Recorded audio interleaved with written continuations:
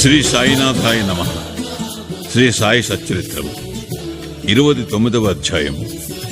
మదరాసు భజన సమాజము, Tendulkar, doctor captain హాటే, Vaman Narwekar మొదలైన వారి కథలు. ఈ అధ్యాయములో రుచికరములు, ఆశ్చర్యకరములు అయిన మరికొన్ని సాయి కథలున్నాయి.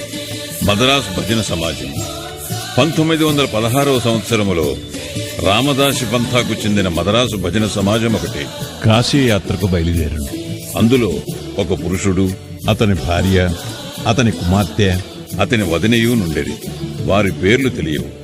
మార్గమధ్యమున వారు అహ్మద్నగర్ జిల్లా కోపర్గాం తాలూకాలో సిరిడి అను గ్రామమున సాయి అని ఒక గొప్ప యోగీశ్వరుడున్నారనియు, వారు పరబ్రహ్మ స్వరూపులనియు, ప్రశాంతులనియు, ఉదార స్వభావులనియు, భక్తులకు ప్రతిరోజు ద్రవ్యము పంచిపెట్టెదరనియు, విద్యావంతుల కళాకుశలతను బట్టి యథోచితముగా సత్కరింతురనియు వినిది.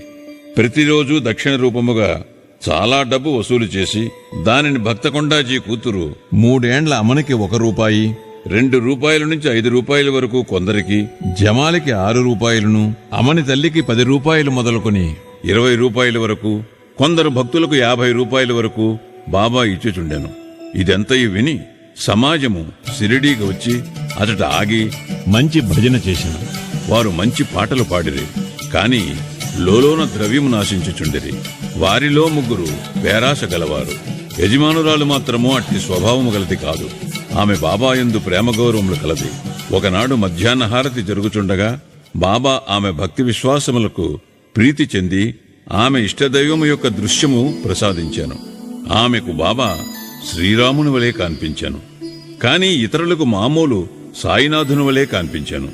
తన ఇష్టదైవమును చూచి ఆమె మనస్సు కరిగెను.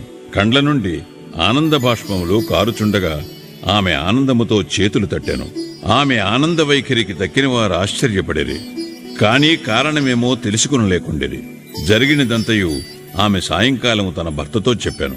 ఆమె సాయిబాబాలో శ్రీరాముని చూచితిని అనెను. ఆమె అమాయక భక్తురాలగుటచే శ్రీరాముని చూచుట ఆమె పడిన భ్రమయని భర్త అనుకున్నాను. ఇది ఎంతయూ వట్టి చేదస్తమని వెక్కిరించాను. అందరూ సాయిబాబాను చూడగా ఆమె శ్రీరామును చూచుట అసంభవము అనెను. ఆమె ఆ ఆక్షేపణకు కోపగించలేదు. ఆమెకు శ్రీరామ దర్శనము అప్పుడప్పుడు తన మనస్సు ప్రశాంతముగా ఉండినప్పుడు, దురాశలు లేనప్పుడును లభించుచునే ఉండెను. ఆశ్చర్యకరమైన దర్శనము ఈ ప్రకారముగా జరుగుచుండగా ఒకనాటి రాత్రి భర్తకొక అద్భుతమైన దృశ్యము ఈ విధముగా కనపడాను. అతడొక పెద్ద పట్టణంలో నుండెను. అక్కడి పోలీసులు తనను బంధించిరి. తాడుతో చేతులు కట్టి ఒక పంజరమును బంధించిరి. పోలీసు వారు తాడుముడి మరింత బిగించుచుండగా సాయిబాబా పంజరము దగ్గరనే నిలిచియుండుట చూచి విచారముగా అతడిట్లనెను, నీ కీర్తి విని నీ పాదముల వద్దకు వచ్చితిని. నీవు స్వయముగా ఇచ్చట నిలిచియుండగా ఈ ఆపద నాపై పడనేలా? బాబా ఇట్లనెను, నీవు చేసిన కర్మ ఫలితమును నీవే అనుభవించవలను. అతడిట్లనిరి, ఈ జన్మలో నాకిట్టి ఆపద వచ్చుటకు నేనేమీ పాపము చేయలేదు. బాబా ఇటులనెను, ఈ జన్మలో కాకున్నా గత జన్మలో ఏమైనా పాపము చేసి ఉండవచ్చును. అతడిట్లనెను, గత జన్మలో నేనేమైనా పాపము చేసి ఉన్నచో నీ సముఖమున దాని నేల నిప్పు ముందర ఎండుగడ్డి వలె దహనము చేయరాదు. బాబా నీకెట్టి విశ్వాసము కలదా అని అడుగా అతడు కలదు అనెను. బాబా అప్పుడు కండ్లు మూయమనెను. అతడు కండ్లు మూసి తెరుచునంతలో ఏదో క్రిందపడిన పెద్ద చప్పుడయ్యను. పోలీసు వారు రక్తము కారుచూ పడిపోయి ఉండేది. తాను బంధవిముక్తుడై ఉండెను. అతడు మిక్కిలి భయపడి బాబా వైపు చూచాను. బాబా ఇట్లనెను, ఇప్పుడు నీవు బాగుగా పట్టుబడితివి. ఆఫీసర్లు వచ్చి నిన్ను బంధించెదరు. అప్పుడతడు ఇటులు విన్నవించాను, నీవు తప్ప రక్షించు వారెవరనూ లేరు.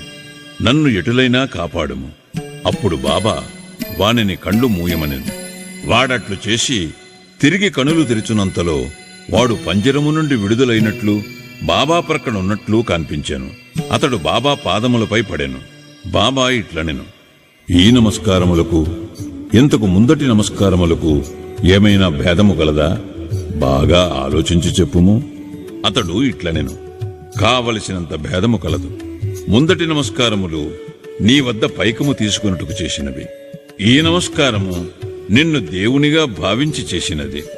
మరియును నేను కోపముతో నీవు మహమ్మదీయుడవైయుండి హిందువులను పాడు చేయుచుంటివని అనుకొనిడివాడను. బాబా నీ మనస్సులో మహమ్మదీయ దేవతను నమ్మవా అని ప్రశ్నింప అతడు నమ్మను అనెను. అప్పుడు బాబా, నీ ఇంటిలో పంజా లేదా? నీవు మొహరమప్పుడు పూజ చేయుట లేదా? మరియు మీ ఇంటిలో మహమ్మదీయ దేవతయగు కాడ్బీబీ లేదా? పెండ్లి మొదలగు శుభకార్యములప్పుడు ఆమెను మీరు శాంతింపచేయుట లేదా అనెను. అతడు దీనికంతటికీ ఒప్పుకొనెను. అప్పుడు బాబా, నీకింక ఏమి కావలను అని అడిగాను. అతను తన గురువగు రామదాసును దర్శింప కోరిక కలదు అనెను. వెనుకకు తిరిగి చూడుమని బాబా అనెను. వెనుకకు తిరుగుగానే అతనికి ఆశ్చర్యము కలుగునట్లు రామదాసస్వామి తన ముందర నుండెను. వారి పాదములపై పడగానే రామదాసు అదృశ్యుడయ్యాను. జిజ్ఞాస గలవాడై అతడు బాబాతో ఇట్లనెను, మీరు వృద్ధులుగా కనబడుచున్నారు, మీ వయస్సు మీకు తెలియనా? బాబా, నేను ముసలివాడిననుకొనుచున్నావా? నాతో పరిగెత్తి చూడుము అనుచు పరిగెడు మొదలెడెను. అతడు కూడా వెంబడించాను. ఆ ధూళిలో బాబా అదృశ్యుడయ్యను. అతడు నిద్ర నుండి మేల్కొనెను. మేల్కొనిన వెంటనే స్వప్న దర్శనము గూర్చి తీవ్రముగా ఆలోచించ మొదలెడెను. వాని మనోవైఖరి పూర్తిగా మారి బాబా గొప్పతనమును గ్రహించాను. అటు పిమ్మట వాని సంశయ వైఖరి, పేరాశ పూర్తిగా తొలగాను. బాబా పాదములపై అసలైన భక్తి మనముననుద్భవించెను. ఆ దృశ్యమొక స్వప్నమే, కాని అందుగల ప్రశ్నోత్తరములు చాలా ముఖ్యమైనవి, రుచికరమైనవి. ఆ మరుసటి ఉదయము అందరూ మసీదులో హారతి కొరకు గుమిగూడియుండగా అతనికి బాబా 2 రూపాయలు విలువగల మిఠాయిని 2 రూపాయల నగదును ఇచ్చి ఆశీర్వదించాను. అతనిని మరికొన్ని రోజులు ఉండమనెను. అతనిని బాబా ఆశీర్వదించి ఇట్లనియను, అల్లా నీకు కావలసినంత డబ్బునిచ్చును, నీకు మేలు చేయును. అతనికచ్చట ఎక్కువ ధనము దొరకలేదు, కాని అన్నిటికంటే మేలైన వస్తువు దొరికెను. అది ఏ బాబా ఆశీర్వాదము. తరువాత ఆ భజన సమాజమునకు ఎంతో ధనము లభించెను. వారి యాత్ర కూడా జయప్రదముగా సాగెను. వారికెట్టి కష్టములు ప్రయాణ మధ్యమున కలుగలేదు. అందరూ క్షేమముగా ఇల్లు చేరిరి. వారు బాబా పలుకులు, ఆశీర్వాదములు, వారి కటాక్షములచే కలిగిన ఆనందము గూర్చి మనమున చింతించుచుండిరి. తన భక్తులను వృద్ధి చేయుటకు, వారి మనస్సులను మార్చుటకు బాబా అవలంబించిన మార్గములలో ఒకటి చూపుటకు ఈ లీల ఒక ఉదాహరణము. ఇప్పటికీ నిట్టి మార్గమును బాబా అవలంబించుచున్నారు. తెండూల్కర్ కుటుంబము. బాంద్రాలో తెండూల్కర్ కుటుంబముండెను. ఆ కుటుంబము వారందరూ బాబా యందు భక్తి కలిగి ఉండిరి. సావిత్రిబాయి తెండూల్కర్ శ్రీ సాయినాథ భజనమాలయను మరాఠీ గ్రంథమును 800 అభంగములు పదములతో ప్రచురించాను. దానిలో సాయిలీలలన్నీ వర్ణింపబడెను. బాబా యందు శ్రద్ధాభక్తులు గలవారు దానిని తప్పక చదువవలెను. వారి కుమారుడు బాబు తెండూల్కర్ వైద్య పరీక్షకు కూర్చునవలెనని రాత్రింబవళ్లు కష్టపడి చదువుచుండాను. అతడు కొందరు జ్యోతిష్యుల సలహా చేశాను. వారు అతని జాతకమును చూచి ఈ సంవత్సరము గ్రహములు అనుకూలముగా లేవని చెప్పిరి. కనుక ఆ మరుసటి సంవత్సరము పరీక్షకు కూర్చునవలెనని, అట్లు చేసిన తప్పక ఉత్తీర్ణుడగుననియూ చెప్పిరి. ఇది విని అతని మనస్సుకు విచారము, అశాంతి కలిగెను.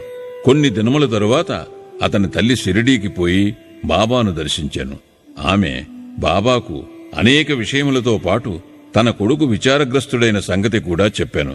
ఇది విని బాబా ఆమెతో ఇట్లనియను, నా యందు నమ్మకముంచి జాతకములు, వాని ఫలితములు, సాముద్రిక శాస్త్రజ్ఞుల పలుకులు ఒక పక్కకు త్రోసి తన పాఠములు చదువుకునమని చెప్పుము. శాంత మనస్సుతో పరీక్షకు వెళ్ళమనము. అతడు ఈ సంవత్సరము తప్పక ఉత్తీర్ణుడగును. నాయందే నమ్మకముంచమనము, నిరుత్సాహము చెందవద్దనము. తల్లి ఇంటికి వచ్చి బాబా సందేశము కొడుకునకు వినిపించాను. అతడు శ్రద్ధగా చదివాను. పరీక్షకు కూర్చొనెను. వ్రాత పరీక్షలో బాగుగా వ్రాశాను. కాని సంశయములో మునిగి ఉత్తీర్ణుడొకటకు కావలసిన మార్కులు రావనుకునేను. కావున నోటి పరీక్షకు కూర్చున ఇష్టపడలేదు. కాని పరీక్షకులు అతని వెంటబడిరి. వ్రాత పరీక్షలో ఉత్తీర్ణుడాయననియు నోటి పరీక్షకు రావాలైననియు పరీక్షాధికారి కబురు పెట్టాను. ఇట్లు ధైర్యవచనము విని అతడు పరీక్షకు కూర్చొని రెండింటిలో ఉత్తీర్ణుడాయను. గ్రహములు వ్యతిరేకముగా ఉన్నను బాబా కటాక్షముచే ఆ సంవత్సరము పరీక్షలో ఉత్తీర్ణుడయ్యను. సంశయములు, కష్టములు మన భక్తిని స్థిరపరచుటకు మనలను చుట్టుముట్టును, మనలను పరీక్షించును. పూర్తి విశ్వాసముతో బాబాను కొలుచుచు మన కృషి సాగించినచో మన ప్రయత్నములన్నీ తుదకు విజయవంతమగును. ఈ విద్యార్థి తండ్రి రఘునాథరావు బొంబాయిలో ఒక విదేశీ కంపెనీలో కొలువు ఉండెను. వృద్ధులగుటచే సరిగా పనిచేయలేక సెలవు పెట్టి విశ్రాంతి పొందుచుండెను. సెలవు కాలములో అతని స్థితి మెరుగుపడలేదు. కావున సెలవు పొడిగించవలననుకునెను, లేదా ఉద్యోగం నుండి విరమించుకొనుట నిశ్చయమని తోచాను. కంపెనీ మేనేజర్ అతనికి పింఛనిచ్చి ఉద్యోగ విరమణ చేయించవలనని నిశ్చయించాను. మిక్కిలి నమ్మకముతో చాలా కాలము తమ వద్ద ఉద్యోగము చేసినవాడు కనుక ఎంత పింఛను ఇవ్వవలెను అనున్నది ఆలోచించుచుండేది. అతని వేతనము నెలకు 150 రూపాయలు. పెంచెను అందులో సగము 75 రూపాయలు. కుటుంబము ఖర్చులకు సరిపోదు. కాబట్టి ఈ విషయమే వారందరూ ఆతురతతో నుండిది. తుది నిర్ణయమునకు 15 రోజుల ముందు తెండూల్కర్ భార్యకు బాబా స్వప్నములో కనిపించి 100 రూపాయలు పింఛను ఇచ్చిన బాగుండుననుకుందును. ఇది నీకు సంతృప్తికరమా అనెను. ఆమె ఇట్లు జవాబిచ్చెను, బాబా, నన్నేలడిగెదవు? మేము నిన్నే విశ్వసించి ఉన్నాము. బాబా 100 రూపాయలు అనినను అతనికి 10 రూపాయలు అధికముగా అనగా 110 రూపాయలు పింఛను లభించెను.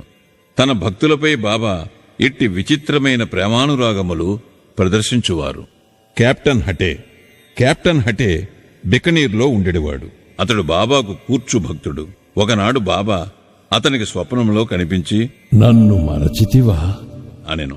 హటే వెంటనే బాబా పాదములు పట్టుకొని, బిడ్డ తల్లిని మరచినచో అది ఎట్లు బ్రతుకును అనుచు తోటలోనికి పోయి తాజా చిక్కుడుకాయలు తెచ్చి స్వయం పాకమును దక్షిణను బాబా కర్పించునుండగా అతడు మేల్కొనెను. ఇది ఎంతయూ స్వప్నమనుకొనెను. ఈ వస్తువులన్నిటినీ షిరిడీ సాయిబాబా వద్దకు పంప నిశ్చయించుకునెను. కొన్ని దినముల తర్వాత గ్వాలియర్ వెళ్లెను. అక్కడి నుండి 12 రూపాయలు మనియార్డర్ ద్వారా బొంబాయిలో ఉండిన తన స్నేహితునకు పంపి అందులో 2 రూపాయలతో స్వయం పాకపు వస్తువులు చిక్కుడుకాయలు కొని 10 రూపాయలు దక్షిణ సమర్పించవలనని వ్రాశాను. ఆ స్నేహితుడు షిరిడీకి పోయి కావలసిన సామాను కొనెను. కాని చిక్కుడుకాయలు దొరకలేదు. కొంచెము సేపటికి ఒక స్త్రీ తలపై చిక్కుడుకాయల గంపను పెట్టుకుని వచ్చాను. అతడు చిక్కుడుకాయలు కొని స్వయం పాకము సిద్ధము చేసి కెప్టెన్ హటే పక్షమున దానిని బాబాకు అర్పించాను. నిమోన్కర్ మరుసటి దినము అన్నము కూర చేసి బాబాకు అర్పించాను. బాబా భోజనము చేయనప్పుడు అన్నము ఇతర పదార్థములు మాని చిక్కుడుకాయ కూరను తినను. ఈ సంగతి స్నేహితుని ద్వారా తెలుసుకున్న హటే సంతోషమునకు అంతు లేకుండెను. పవిత్రము చేసిన రూపాయి. ఇంకొకసారి హటేకు తన ఇంటిలో బాబా తాకి పవిత్రమనర్చిన రూపాయి నుంచవలనని కోరిక కలిగెను. షిరిడీకి పోవు స్నేహితుడొకడు తటస్థపడగా వాని ద్వారా హటే రూపాయి పంపెను. ఆ స్నేహితుడు షిరిడీ చేరెను. బాబాకు నమస్కరించిన పిదప తన గురుదక్షిణ వసంగాను. బాబా దానిని జేబులో వేసుకునెను. తర్వాత హటే ఇచ్చిన రూపాయిని ఇవ్వగా బాబా దాని వైపు బాగా చూచి తన కుడిచేతి బొటనవేలితో పైకెగురువేసి ఆడి ఆ స్నేహితునితో ఇట్లనెను, దీనిని దాని యజమానికి ఊదీ ప్రసాదంతో కూడా ఇచ్చివేయము. నాకేమీ అక్కరలేదని చెప్పుము. శాంతముగా సంతోషముగా ఉండమను. ఆ స్నేహితుడు గ్వాలియర్ తిరిగి వచ్చాను. హటేకు బాబా పవిత్రము చేసి ఇచ్చిన రూపాయి ఇచ్చి జరిగినదంతయూ చెప్పాను. ఈసారి హటే మిక్కిలి సంతృష్టి చెందెను. బాబా సద్బుద్ధి కలుగుజేయునని గ్రహించాను. మనఃపూర్వకముగా కోరుటచే బాబా తన కోరికను యథాప్రకారము నెరవేర్చినని సంతసించాను. వామన నార్వేకర్. చదువరులు ఇంకొక కథను వినెదరుగాక. వామన నార్వేకర్ అన్నతడు బాబాను మిక్కిలి ప్రేమించువాడు. ఒకనాడతడు 1 రూపాయి తెచ్చాను. దానికి ఒక పక్క సీతారామ లక్ష్మణులను ఇంకొక పక్క భక్తాంజనేయుడు గలరు. అతడు దానిని బాబాకిచ్చాను. బాబా దానిని తాకి పవిత్రమనర్చి ఊదీ ప్రసాదముతో తనకివ్వవలనని అతని కోరిక. కాని బాబా దానిని వెంటనే జేబులో వేసుకునెను. శ్యామ నార్వేకర్ ఉద్దేశమును తెలుపుచూ దానిని తిరిగి ఇచ్చివేయమని బాబాను వేడెను. బాబా ఇట్లనెను, దీనిని ఎలా తనకివ్వవలను? దీనిని మనమే ఉంచుకుందుము. అతడు 25 రూపాయలిచ్చినచో తిరిగి వానిది వానికిచ్చెదము. ఆ రూపాయి కొరకు వామన్రావు 25 రూపాయలు వసూలు చేసి బాబా ముందర పెట్టాను. బాబా ఇట్లా నేను ఆ నాణెము విలువ 25 రూపాయల కంటే ఎంతో ఎక్కువ. శ్యామ, ఈ రూపాయిని తీసుకును, మన కోశములో దీని నుంచుము. దీనిని నీ పూజా మందిరములో పెట్టి పూజించుకును. బాబా ఎందురికి మార్గము అవలంబించురో అడుగుటకు ఎవ్వరికినీ ధైర్యము చాలకుండెను. ఎవరికేది క్షేమమో బాబాకే తెలియను. శ్రీ సాయినాథాయ నమః. 29వ అధ్యాయము సంపూర్ణము. సద్గురు శ్రీ సాయినాథార్పణమస్తు. శుభం భవతు.